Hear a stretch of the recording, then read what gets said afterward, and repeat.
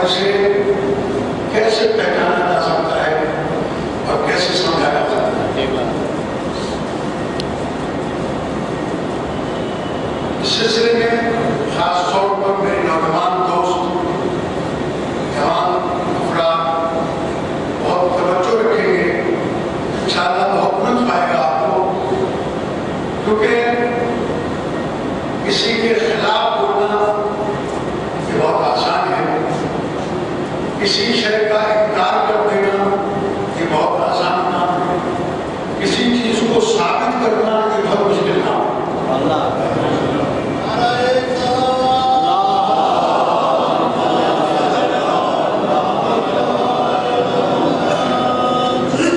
جو لوگ خدا کو نہیں مانتے ان کے پاس ایک ہی جملہ ہے کہ نہیں ہے،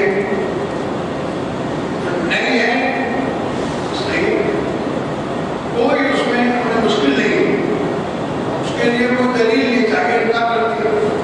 لیکن اگر آپ کہتے ہیں کہ خدا ہے تو ثابت کرنے کے لیے آپ کو دلیل چاہیے۔ کسی چیز کے انکار کے لیے کوئی دلیل نہیں ہے، لیکن کسی چیز کے اقرار کے لیے دلیل چاہیے ہوگی۔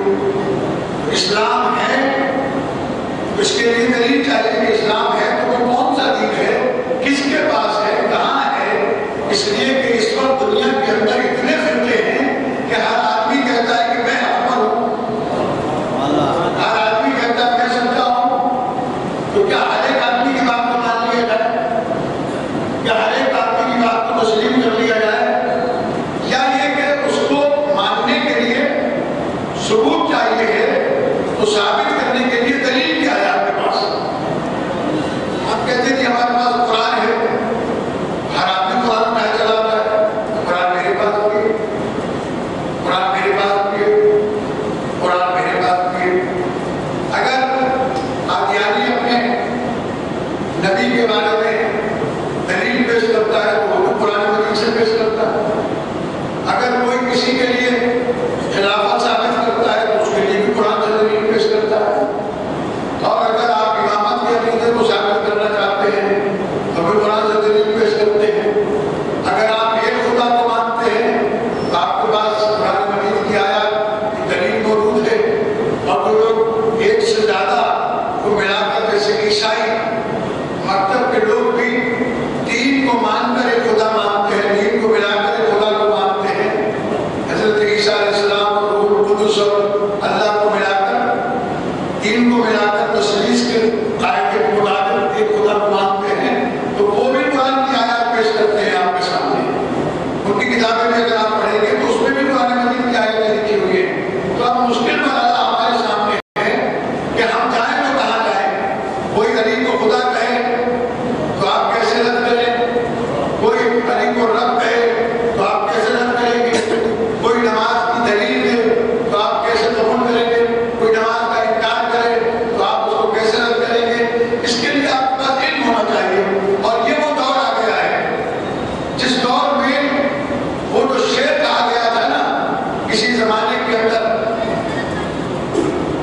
کہ انسان کو بیدار تو ہو لینے دو، ہر قوم پکارے گی ہمارے ہیں حسین، وہ دور آ گیا ہے۔ لیکن مشکل یہ ہے کہ جہاں ہر قوم پکارے گی ہمارے ہیں حسین، وہاں ہر آدمی حسین کو ماننے کے لیے اپنے اپنے عقیدے ایجاد کر رہا ہے، اپنے اپنے طریقے ایجاد کر رہا ہے۔ تو امام حسین علیہ السلام کو مان لینا کافی ہے، یا امام حسین علیہ السلام کو ایسے ماننا جیسے منوانے کا پیغمبر نے حکم دیا ہے، جیسا ماننے کا رسول نے حکم دیا ہے؟ اس لیے اس وقت بہت سارے فتنے ہیں باہر کے، مثلاً مسلمانوں کے بنیادی طور پر تو 5 فتنے مانے جاتے ہیں۔ کون کون سے 5؟ جعفری، حنفی، مالکی، شافعی، حنبلی۔ اس کے آگے چھٹا فتنہ آتا ہے اہل حدیث کا۔ پھر مسلمانوں کے ان فرقوں سے برانچیں نکلی ہوئی ہیں، اور وہ برانچیں بہت سارے ناموں سے موجود ہیں، اور وہ فرقے موجود ہیں، تھوڑی تعداد میں ہیں یا زیادہ۔ محمد آیا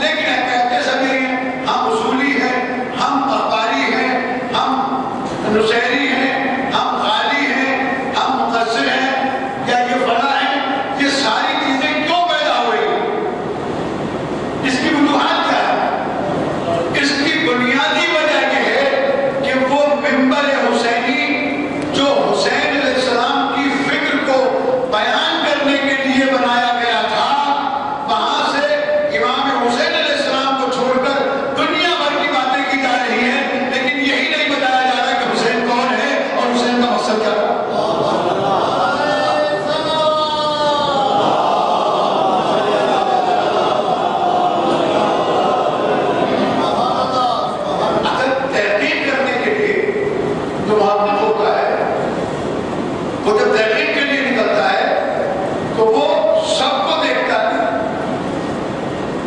سارے مسائل دیکھتا ہے۔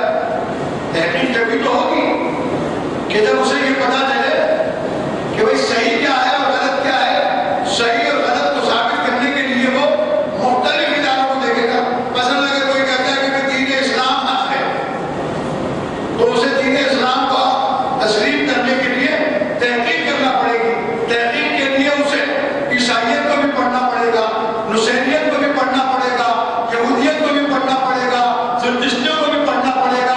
بہت سے وہ لوگ ہیں جو ایک خدا کو مانتے ہیں لیکن ایک خدا کو ماننے کے باوجود وہ خدا کا وجود مانتے ہیں کہ خدا نظر آئے گا، آج نہیں تو کل آئے گا، آنکھوں سے نہیں تو خواب میں آئے گا۔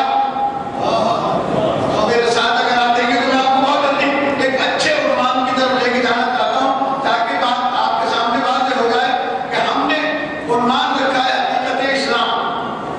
حقیقت اسلام ہر آدمی کہتا ہے میں مسلمان ہوں، ہر آدمی جانتا ہے کہ میں مسلمان ہوں، لیکن کیا کلمہ پڑھ لینے سے آدمی مسلمان ہو جاتا ہے یا مسلمان بننے کے لیے کچھ اور بھی کچھ کرنا پڑتا ہے؟ کیا حلیہ بنا لینے سے آدمی مسلمان بن جاتا ہے؟ بقول کسی کے اتنا مسلمان کیسے بنتا ہے؟ انہوں نے کہا جناب بڑے بھائی کی قمیص پہن لے، چھوٹے بھائی کی شلوار پہن لے، مسلمان تیار ہے۔ یہ کون سی بات ہے؟ مطلب یہ اس طریقے سے بحث ہوتی رہے گی اور پھر بحثی ہوتی رہے گی تو نہ میں آپ کو مانوں گا نہ آپ مجھے مانیں گے، میں آپ کو برا کہوں گا آپ مجھے برا کہیں گے، نتیجہ کوئی بھی نہیں نکلے گا اور اس میں فساد پھیلے گا۔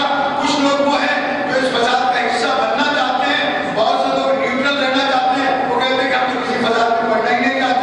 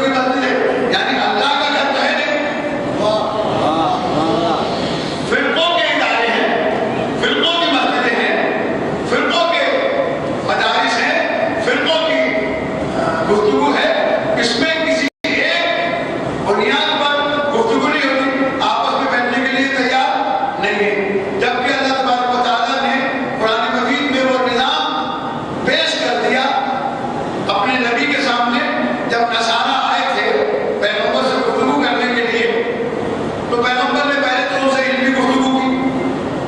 جب وہ علمی گفتگو کے مقابلے میں بحثی کرتے رہے اور اپنی بات کو ثابت کرنے کے لیے اپنے دلائل پیش کرتے رہے تو اللہ تبارک و تعالیٰ نے ایک جملہ کہا کہ فمن حاجک فیہ من بعد ما جاءک من العلم فقل تعالوا ندعو ابناءنا وابناءکم ونساءنا ونساءکم وانفسنا وانفسکم ثم نبتہل فنجعل لعنۃ اللہ علی الکاذبین. اے میرے حبیب، جب علم آ جانے کے بعد یہ لوگ تجھ سے کچھ بحثی کر رہے ہیں تو اب ان سے علمی گفتگو نہ کر، ان سے کہو کہ تم لاؤ اپنے بیٹوں کو، ہم لائے اپنے بیٹوں کو، تم لاؤ اپنی بیٹیوں کو، ہم لائے اپنی عورتوں کو، تم لاؤ اپنی عورتوں کو، ہم لائے اپنی عورتوں کو، تم لاؤ اپنے نفسوں کو، ہم لائے اپنے نفسوں کو، پھر مل کر مباہلہ کریں اور جھوٹوں پر اللہ کی لعنت قرار دیں.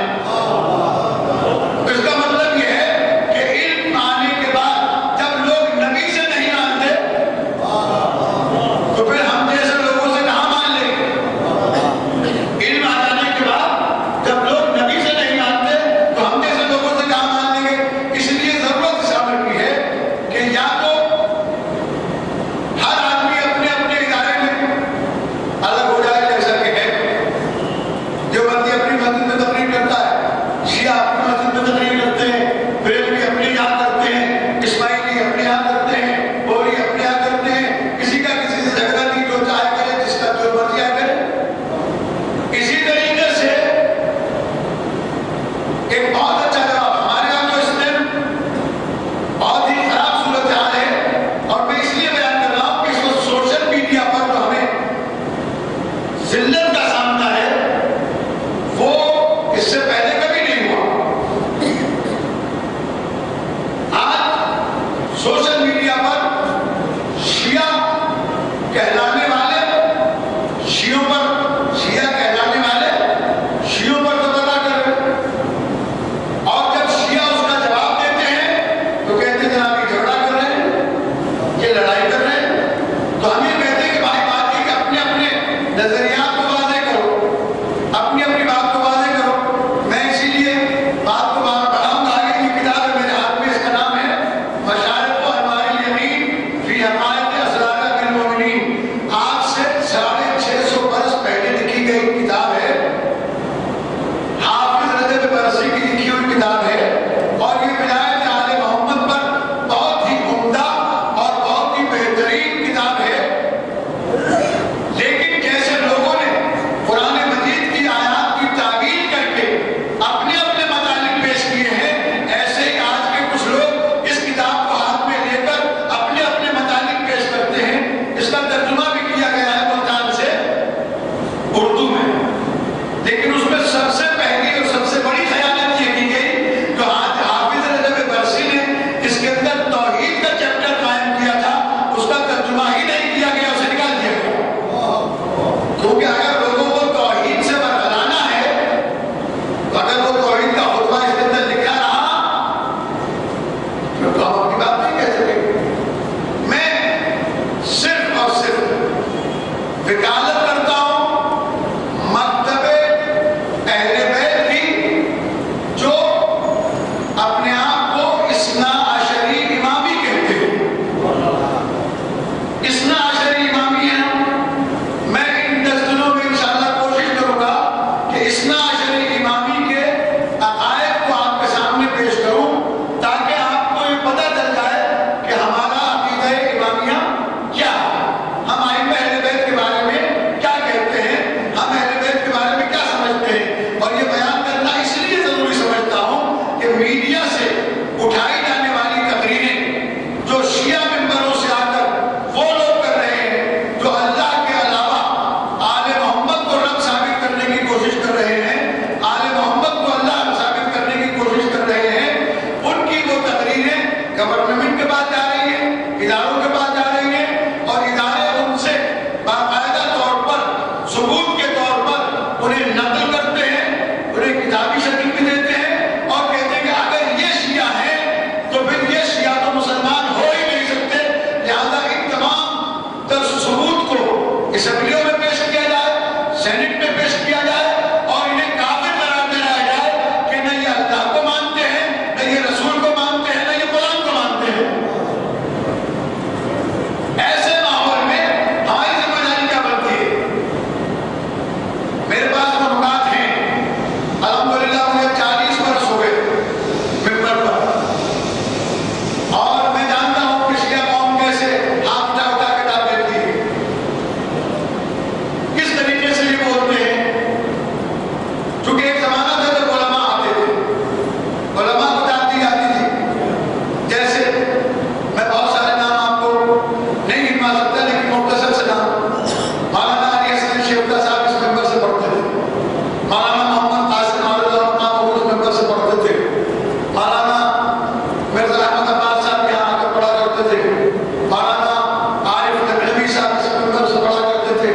اس کے علاوہ مولانا محمد حسین صاحب اللہ جو ابھی حیات ہے ماشاء اللہ صلی اللہ علیہ پورے عمر عطا فرمائے.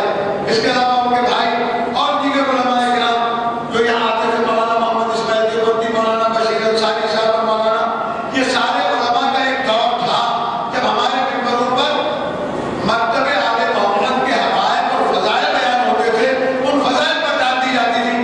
اب بدتمیزی کے اوپر لوگ اتر آئے ہیں، چاہتے ہیں کہ مسلسل ہوڈنگ ہو، اس ہوڈنگ پر ڈال دی جاتی ہے.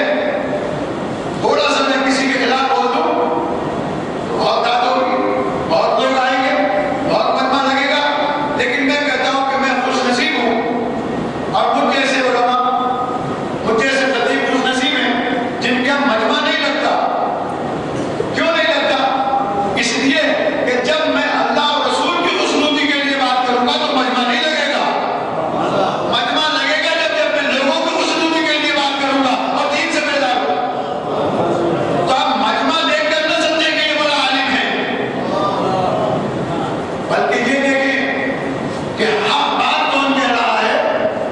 مجھے کراچی میں کسی نے سوال کیا تھا کہ مولانا آپ کی مجلسوں میں لوگ بہت کم ہوتے ہیں، آپ اشتہار نہیں لگواتے، آپ اخبار نہیں دلواتے، آپ یہ نہیں کرتے، اور آپ مجلسوں میں وعظ و نصیحت کرتے ہیں، آپ فضائل بیان کرتے ہیں. تھوڑا سا دوسری طرف بھی آئیں تاکہ لوگ زیادہ سے زیادہ آپ کو سنیں. میں نے کہا مجھے زیادہ لوگوں کو سنانے کی ضرورت نہیں، جو لوگ میری مجلس میں آتے ہیں میں انہیں چاہتا ہوں کہ وہ آل محمد کے وہ شیعہ بنے کہ اگر امام زمانہ آ جائے تو وہ اپنے آپ کو کہہ تو سکے کہ میں آپ کا شیعہ ہوں. تم بین موالد محمد والے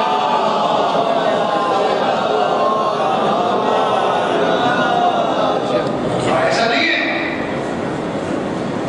کہ ہم مجلسیں نہیں پڑھتے، مجبور ہیں کوئی ہم سے پڑھوا دے. ایسا نہیں ہے. الحمدللہ علماء حق کو اللہ نے ایک عزت عطا فرمائی ہے اور وہ ان لوگوں سے زیادہ مجلسیں پڑھتے ہیں کہ جو لوگ دین کو خراب کر رہے ہیں، جو لوگ دین سے لوگوں کو بیزار کر رہے ہیں. میں اس میں سے آج صرف ایک روایت جو حافظ رجب برسی نے فرقے گنوائے ہیں، ان فرقوں کے بہت سارے نام ہیں. آپ تو سن کے بیدار ہو جائیں گے، اس لیے میں بہت سارے فرقوں کے نام نہیں لینا چاہتا. اس میں بہمنیہ اور اس کے بعد میں نجاریہ، حلاتیہ، غمامیہ، المائیہ، اوفیہ، القنانیہ، یوبیہ، خماریہ، حزبیہ، یہ انہوں نے سارے فرقے اس دور میں گنوائے ہیں. جب اس دور میں اتنے فرقے تھے تو آپ بتائیں کہ 650 سال پہلے جو مختلف فرقے تھے، ابھی تو میں نے یہ 10 نام لیے ہیں، ابھی بہت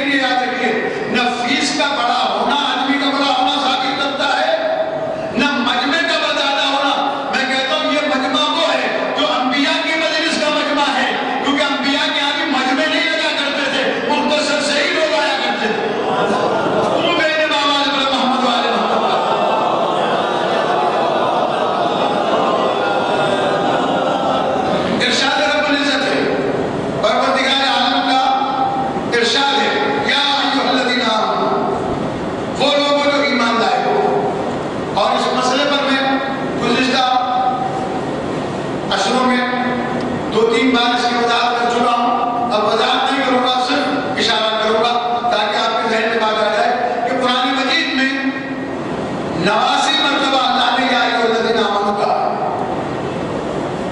89 ٹائم، 89 مرتبہ اللہ نے یا ایھا الذین آمنوا کہا ہے۔ یہ جو 89 مرتبہ یا ایھا الذین آمنوا کہا ہے، یہ خطاب ہے۔ خطاب کیا مانا؟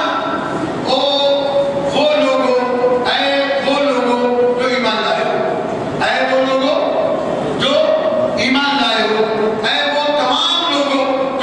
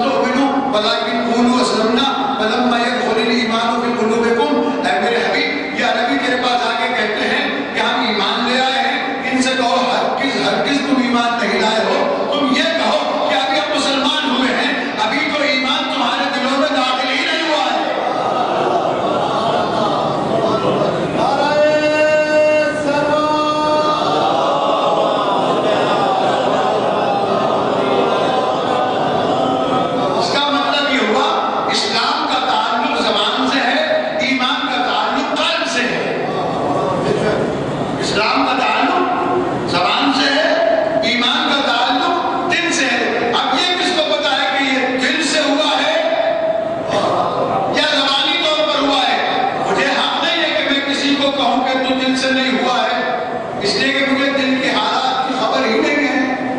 دل کے حالات تو وہ جانتا ہے. یعلم ما فی الصدور، جو کچھ سینوں میں ہے وہ اللہ جانتا ہے. جو کچھ سینوں میں چھپا ہوا ہے اسے بھی جانتا ہے. تو میں تو نہیں کہہ سکتا، لیکن قرآن نے کہہ دیا کہ انہوں نے کلمہ پڑھا، پیغمبر کے سامنے آ کے دعویٰ ایمان کیا. اللہ نے قرآن کی آیت بھیج کر ان کے ایمان کو رد کر کے کہا یہ کہو کہ ہم مسلمان ہوئے ہیں، ابھی تو ایمان تمہارے دلوں میں داخل ہی نہیں ہوا ہے. اور ایک اور لوگ تھے، وہ بھی آئے پیغمبر کے بعد، اور انہوں نے کہا کہ ہم مومن ہیں، ہم گواہی دیتے ہیں کہ تم اللہ کے رسول ہو. تو قرآن مجید نے فوراً پکار کے کہہ دیا اذا جاءك المنافقون قالوا نشهد انك لرسول الله والله يعلم انك لرسوله والله يشهد ان المنافقين لكاذبون. اے میرے حبیب کے بھی منافق تیرے پاس آتے ہیں تو یہ کہتے ہیں کہ ہم ایمان لے آئے ہیں، ہم گواہی دیتے ہیں کہ تو اللہ کا رسول ہے. اللہ جانتا ہے کہ تو اس کا رسول ہے، اللہ گواہی دیتا ہے کہ تو اس کا رسول ہے، لیکن یہ منافق بھی ہے، جھوٹے بھی. یہ منافق بھی ہے، جھوٹے بھی ہیں. تو معلوم ہوا کلمہ پڑھنے والے کو قرآن نے ایک طرف مسلمانوں نے طرف دھکیل دیا، ایک کو منافق کہہ دیا. اب کیسے پتا چلے گا کہ کون مومن ہے؟ اب یہ کیسے بات ثابت ہوگی کہ ہم مومن ہیں؟ تو عزیزان کرام، اس کے لیے ہم نے اللہ کے رسول سے پوچھا، اے اللہ کے رسول اب آپ وضاحت کروا دیجیے، آپ ارشاد فرما دیجیے ہم کیسے پہچانے کہ کون مومن ہے، ہم کیسے پہچانے کہ کون مومن ہے. ادھر تو ہر آدمی دعوے دار ہے کہ میں مومن ہوں. قرآن مجید میں اللہ پکار کے کہتے ہیں یا ایھا الذین آمنوا، تو شفیع الرضا کہتے ہیں میں بھی مومن ہوں. باقی کے سارے لوگ بھی کہتے ہیں ہم مومن ہیں، باہر والے بھی کہہ رہے ہیں کہ ہم مومن ہیں، ساری دنیا کے کلمہ کو کہتے ہیں کہ ہم مومن ہیں. پیغمبر اکرم نے ارشاد فرمایا کہ سب کو دھوکہ نہیں ہونا چاہیے مومن ہونے کا. مومن صرف وہ لوگ ہیں، یہاں اللہ نے خطاب ان لوگوں کو کیا ہے جنہوں نے علی کی امامت کو قبول کیا ہے.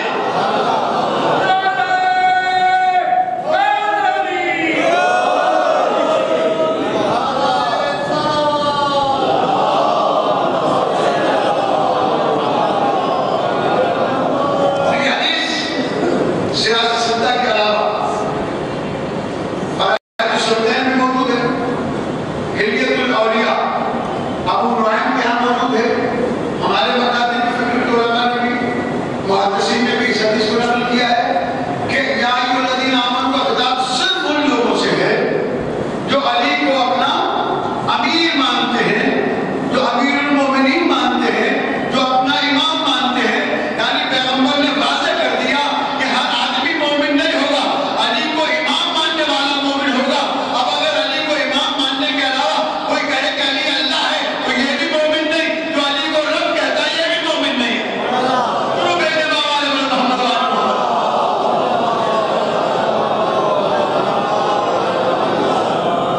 تو علی کو امام نہیں مانتا وہ بھی مومن نہیں.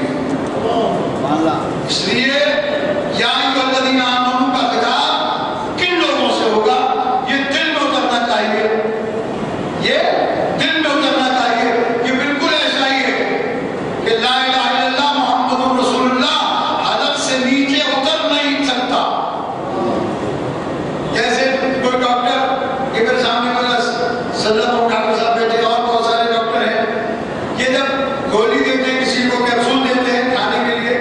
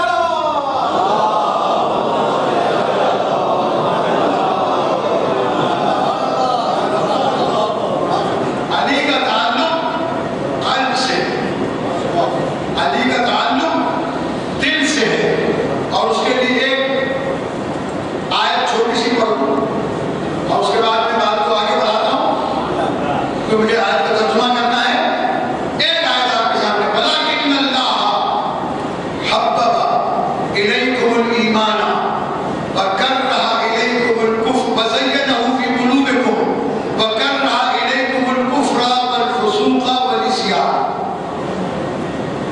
اللہ نے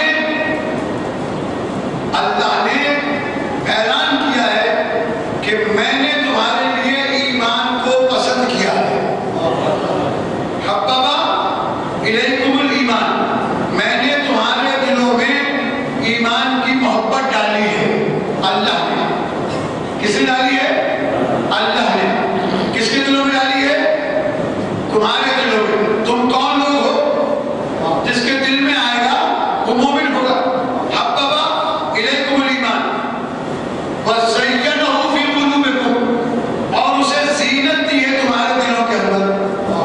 توجہ رکھیں بہت. اور اسے زینت دی ہے تمہارے دلوں کے اندر. وزینہ فی قلوبکم وکرہ الیکم الکفر والفسوق والعصیان، دل میں تمہارے ایمان کو زینت دینے کے بعد کراہت کی ہے اس بات سے کہ تم کفر کرو یا فسق کرو یا عصیان کرو.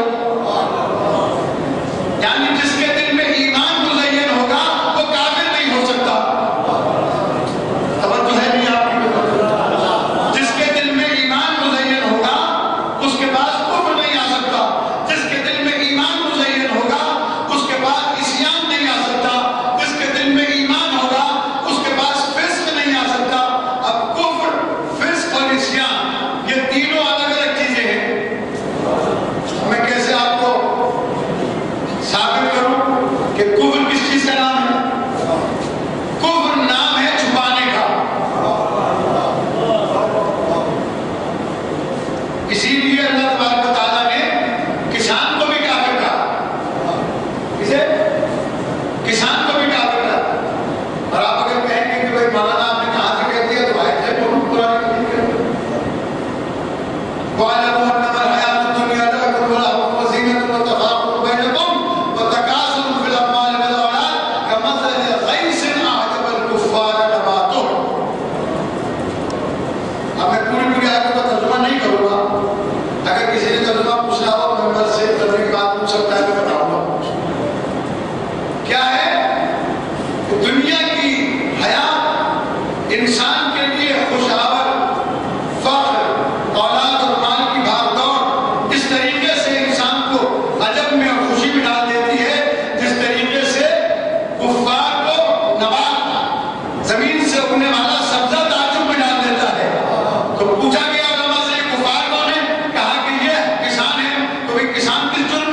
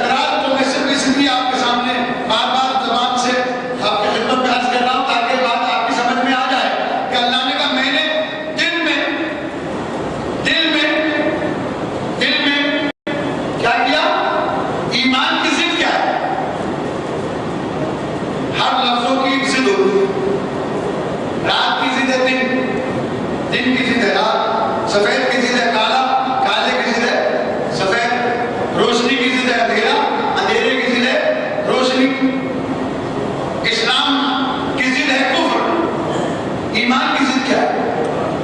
نفاق۔ بالکل درست ہے، ایمان کی ضد کیا ہے؟ نفاق۔ نفاق کہاں سے جنم لیتا ہے؟ نفاق بھی زبان پر جنم نہیں لیتا، نفاق بھی دل میں جنم لیتا ہے۔ تو جس دل میں ایمان رہے گا وہاں نفاق نہیں ہوگا، اور جس دل میں نفاق ہوگا وہاں ایمان نہیں ہوگا۔ اسی لیے پیغمبر سے پوچھا گیا یا رسول اللہ، یہ جو دل میں ایمان کو اللہ نے مزین کیا گیا یہ ہے کیا چیز؟ تو پیغمبر اکرم صلی اللہ علیہ وآلہ وسلم نے میدان خندق میں اس مسئلے کو واضح کر دیا، برزل ایمانو کلہ الی الکفر کلہ۔ اگر کسی نے ایمان کو آنکھوں سے دیکھنا ہے تو آج کل کا کل ایمان کل کا کل کفر کے مقابلے میں جا رہا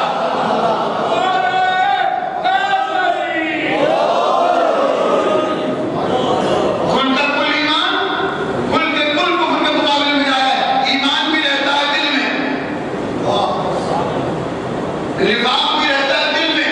اسی لیے پیغمبر کی وہ حدیث سوائد معرفہ میں علامہ ابن حجر مکی نے بھی لکھ دی کہ یا علی لا یحبک الا مؤمن ولا یبغضک الا منافق۔ اے علی تجھ سے محبت نہیں کرے گا مگر مومن، تجھ سے عداوت نہیں کرے گا مگر منافق۔ جس کے دل میں نفاق ہوگا وہ علی کا دشمن ہوگا، جس کے دل میں علی سے دشمنی ہوگی وہ منافق ہوگا، جس کے دل میں علی سے محبت ہوگی وہ مومن ہوگا۔ اور یہی وجہ ہے کہ اللہ نے علی علیہ السلام کو جوف کعبہ میں پیدا کیا، عین وسط میں، عین درمیان میں، عین وسط میں پیدا کیا۔ اور جب یہ عین وسط میں پیدا کیا تو وسط ہوتا ہے دل۔ اب یہ دو جگہ ہے، مومن کے بھی دل میں علی رہتا ہے، اللہ کے کعبے میں بھی علی رہتا ہے۔ اسی لیے مجھے کسی شاعر کا شعر یاد آ گیا اور میرا دل چاہتا ہے کہ صرف ایک شعر نہ پڑھوں، اس منقبت میں 2-3 شعر پڑھوں۔ ویسے تو میں شاعری نہیں پڑھتا، اگر آپ کا دل چاہے تو میں آپ کی خدمت میں کروں کہ سب نے مانا ہے خسروی کے سوا، سب نے مانا ہے خسروی کے سوا کوئی مولا نہیں علی کے سوا۔ اور کاٹ کر پھینک تو زبان اپنی کر کہے کچھ علی علی کے سوا۔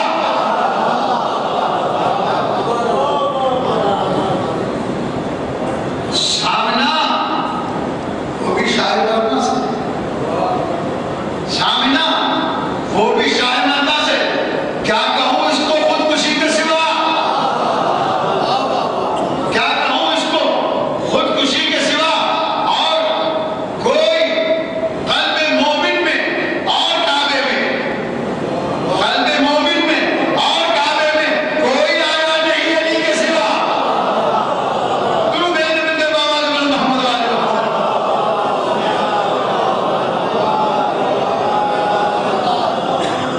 یہ دل میں رہتا ہے۔ تو اب پتہ چلا کہ اللہ نے جن لوگوں سے قرآن مجید میں یا ایھا الذین آمنوا کہہ کر خطاب کیا ہے، یہ عام لوگ نہیں، ہر دعوے دار نہیں ہے۔ اس خطاب کا اپنے آپ کو مخاطب بنانے کے لیے، اس خطاب کا اپنے آپ کو اہل بنانے کے لیے علی کی ولایت کو قبول کرنا ضروری ہے، علی علیہ السلام سے محبت کرنا ضروری ہے، علی کی ولایت کا اقرار ضروری ہے۔ اور عزیزان گرامی میں کیا عرض کروں آپ کے سامنے، جب علی کی ولایت کا اقرار کیا اب قرآن مجید نے کہا یا ایھا الذین آمنوا اقیموا الصلاۃ۔ جب علی کی ولایت کو مان لیا قرآن کہتا ہے مجھے ایسے ویسے سے نماز و سجدہ نہیں چاہیے، مجھے تو سجدہ اس کی زمین کا چاہیے جو علی کو اپنا امام مانتا ہے۔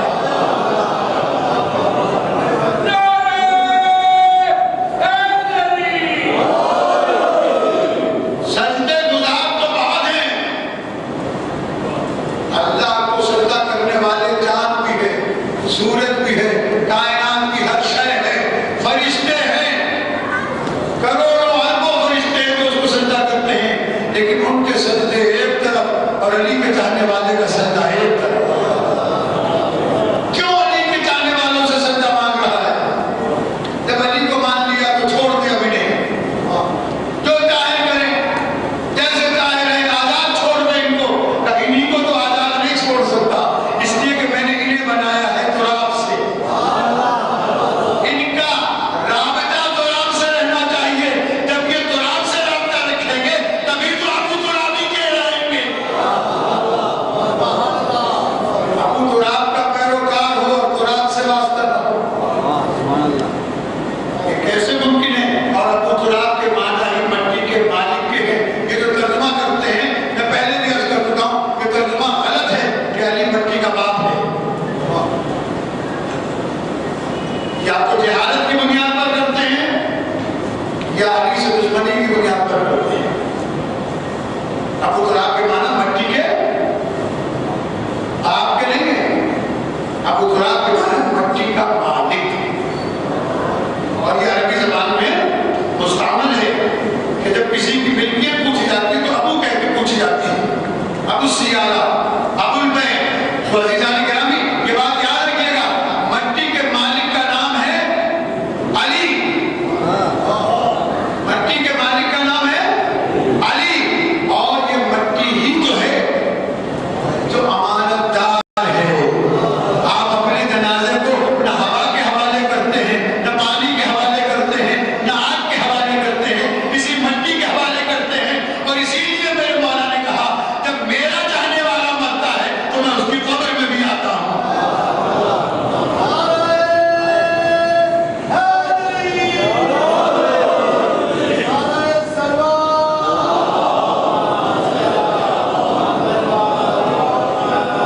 ابو تراب کا چاہنے والا ہو اور تراب سے واسطہ نہ رکھے، ایک ایسی چیز ہے کہ میرے مولا تخت سے اتر کر مٹی پہ بیٹھ گئے، میرے مولا تخت سے اتر کر مٹی پہ زمین پر بیٹھ گئے۔ کسی نے سوال کیا یا علی تخت چھوڑ کر زمین پر بیٹھے ہو؟ اللہ اکبر، اللہ اکبر، یہ مولا کائنات کی عظمت ہے۔ کس کس طریقے سے ہماری رہنمائی فرمائی ہے کہ مولا سے پوچھا کہ یا علی تخت چھوڑ کر زمین پر بیٹھ گئے، مولا نے کہا زمین پر بیٹھنے والا کبھی گرتا نہیں۔ سلام بھیجنے محمد محمد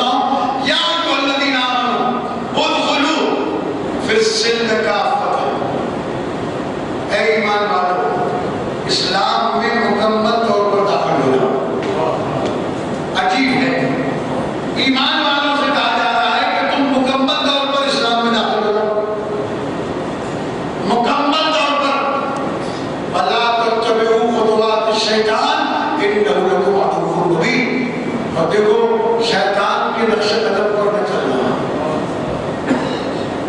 شیطان کے نقش قدم پر نہ چلنا، اس لیے کہ وہ تمہارا کھلا ہوا دشمن ہے، اس لیے کہ وہ تمہارا کھلا ہوا دشمن ہے۔ اب اس آیت کے ذہن میں اشارہ کرا آپ کے سامنے گفتگو ہوئی، لیکن جن لوگوں نے دعویٰ ایمان کیا اور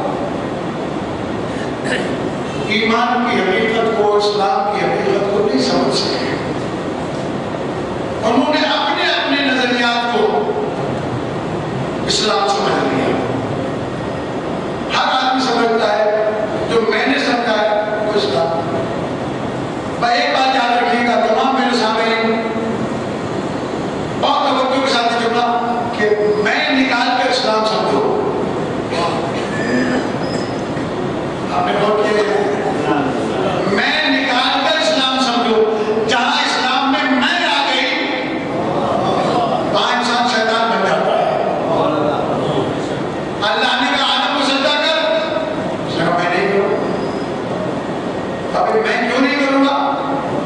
اس لیے کہ میں اس سے بہتر ہوں، انا خیر منہ، میں آدم سے بہتر ہوں۔ تو میں آنے کے بعد شیطان آتا ہے، اس لیے کہ جب سے میں کہنے کا حق بس ایک ہی ذات کو ہے، اس کا نام ہے اللہ۔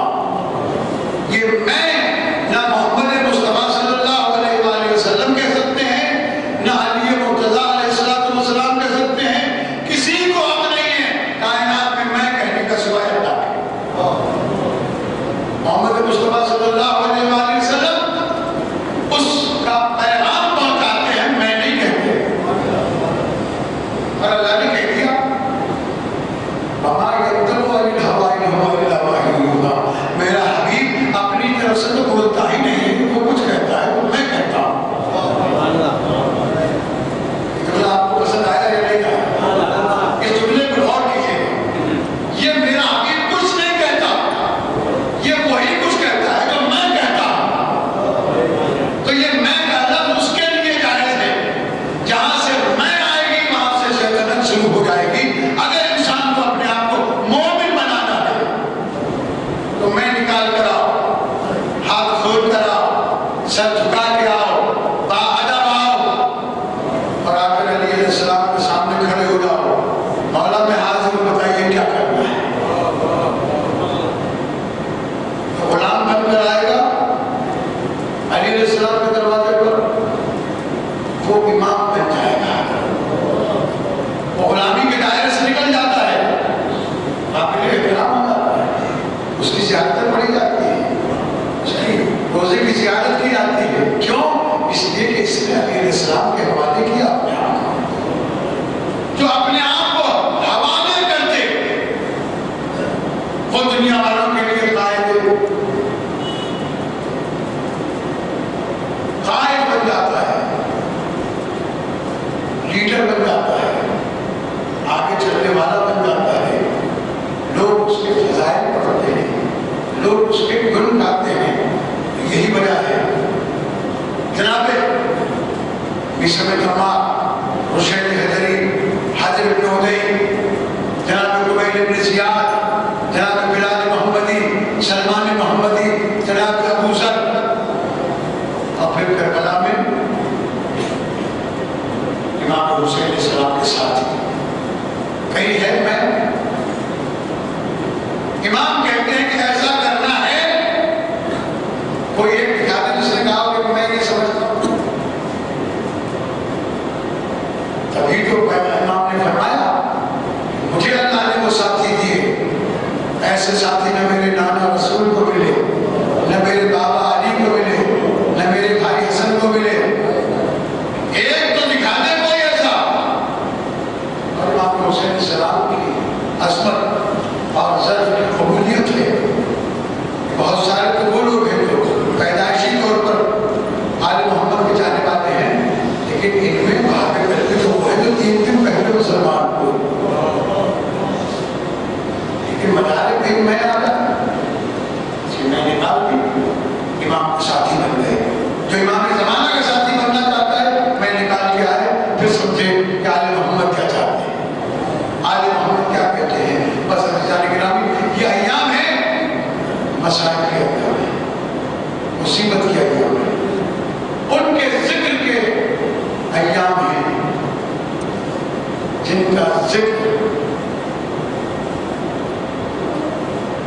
लाखों नहीं, करोड़ों नहीं, अरबों माँ-बाप का रूप है।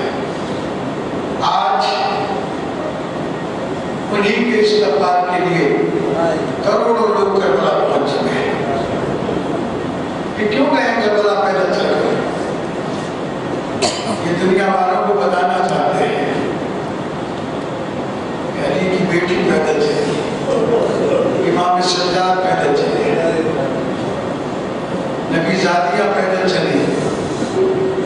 मैं कहता हूँ ये पैदल चलने वाले खुश नसीब हैं कि या हुसैन कहते हुए जाते हैं। कोई शरबत पेश करता है, कोई खाना पेश करता है, कोई इनके जूते साफ करता है, कोई इनके पाँव दबाता है, लेकिन शहजादी कहती है जब या हुसैन कहते थे। कोई ताजियाना मारता था, कोई नैना मारता था, कोई पत्थर फेंकता था, कोई आग फेंकता था। अदा करो, आज करबला में 80 किलोमीटर में 10 लाख बिछा। अभी 6-7 रोज पहले मैंने कराची में मजलिस पढ़ी, जवान आया, कहने लगा मौलाना दुआ कीजिए, मैं करबला जा रहा हूँ, मैं सबील लगाऊंगा। मैंने जवान को सीने से लगा के कहा तो उस नसीब हुसैन के नाम की सबील लगाने जा रहा है। हुसैन की बेटी करबला से शाम तक पानी को तरसती हुई चली। रिवायात में मिलता है एक जगह काफिला रुका, दोपहर का वक्त है, जालिम शक्र ने मस्कीज़ों के दहाने खोले, अपने लश्कर को पानी पिलाया। जनाब सकीना पीछे पीछे चलती है। खुदा न करे किसी की बेटी ये दिन देखे तो हुसैन की गरीब बेटी ने देखा तो उसने अपने जानवरों को पानी पिलाया। जब जानवरों को पानी पिला चुका तो शहजादी समझी कि शायद अब मुझे पिला देगा। तो शहजादी आगे बढ़ी, पानी का एक घूंट मांगा, जालिम ने मस्कीज़ा खोलकर पानी जमीन पर बहा दिया। शहजादी जमीन पर लेट गई, कहा चाचा प्यास में प्यास है।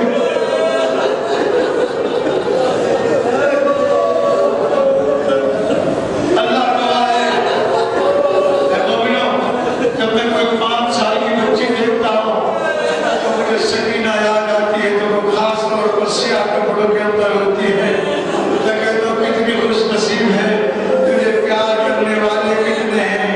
लेकिन ये वो बच्ची है जो बार बार कहती है, बार-बार कहती माँ निम तो मंजूर के लज़मी, रुपये मानक से बाबा मारे गए मसले ले सकी। अदर को वलदा, बस एक बंदा कहता हूँ, ये 5 साल बच्ची है। अदादारों, जालिमों को कितनी अदावत थी मेरे मौला से कि सारे बच्चों को माँओं के साथ बिठाया गया। ये तन्हा बच्ची है जिसे ऊँट की पुश्त पर अकेला बिठाया गया। वो नामे की पुश्त जिस पर अमारी नहीं, कजावा नहीं। जब नेज़े की अनीच होकर ऊँटों को दौड़ाया जाता है, बच्ची ऊँट की पुश्त से गिर जाती है, बच्ची ऊँट की पुश्त से गिर जाती है, फिर बिठाया जाता है, फिर गिर जाती है।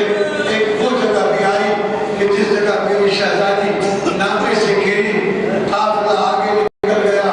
मेरे इमाम का नेज़ा जिस नेज़े पर इमाम का सर था, वो नेज़ा खूनी के हाथ से छूटकर ज़मीन में गड़ गया। बहुत कोशिशें की गई लेकिन नेज़ा नहीं उठा। जाकर ये खबर इस साथ लड़ीन को दी गई कि हुसैन के सर वाला नेज़ा आगे नहीं बढ़ता। अदादारों कहता है मुझे पढ़ाना आता है, इसे मुझको साथ लेकर मेरे मौला सज्जाद के पास आया। अदादारों बात करने से पहले शिवल ने ताज़ियाना मौला की पुश्त पर। इमाम फरमाते क्या बात है, क्यों जुल्म कर रहे हो, क्या हुआ? क्या बताओ तुम्हारे बाबा का सर आगे क्यों नहीं बढ़ता? अदादारों मेरा इमाम आगे बढ़ा, आए मौला के सर के करीब, आवाज देकर कहते अस्सलामु अलैका अय्युहल गरीब बाबा मेरा सलाम, अस्सलामु अलैका या बाबा मेरा सलाम कबूल हो। जवाब आया वालेकुम अस्सलाम अय्युहल असीर, ओ कैदी तुझ पर मेरा सलाम हो, और मेरा गरीब बेटा, मेरा असीर बेटा तुझ पर सलाम हो। इमाम की आवाज आई, बाबा आपका सर आगे क्यों नहीं बढ़ता? आवाज आई, कैसे आगे बढ़ूं, मेरे